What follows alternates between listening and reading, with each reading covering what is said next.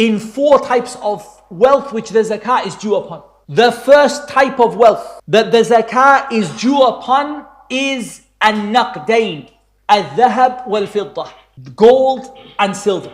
And ikhwani, connected to that is what we have of our money today, like pounds and dollars and dinars and so on. All of this comes under the ruling of gold and silver. Gold, silver, and the money that you have. This is the first category. The second category are certain types of animals, cattle.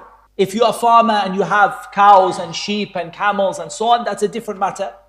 But for most of the people, the first category is what they're concerned about.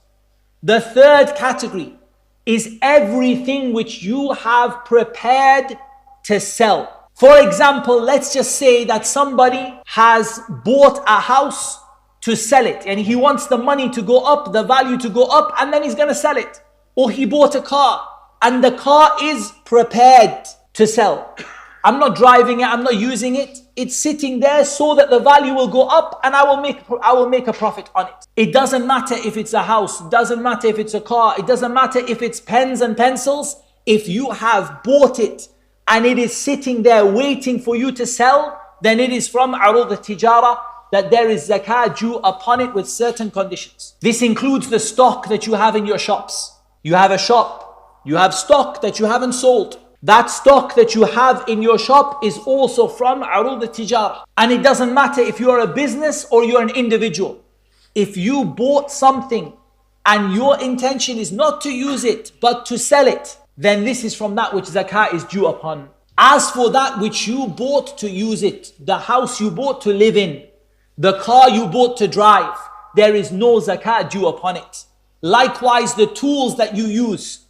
Maybe you are doing maintenance, you have a hammer, you have a drill, you have a screwdriver, there is no zakah due upon it. In the shop, you have equipment for cutting the meat.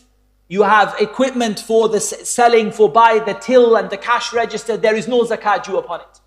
But the zakah is due upon what you prepared to sell. And it doesn't matter if you prepared it to sell as an individual or a company. Stock that I have, the products I have, the houses I have to sell, the cars I have to sell. Remember, this is what you are selling, not what you are using. So the house you kept for rent, it doesn't count.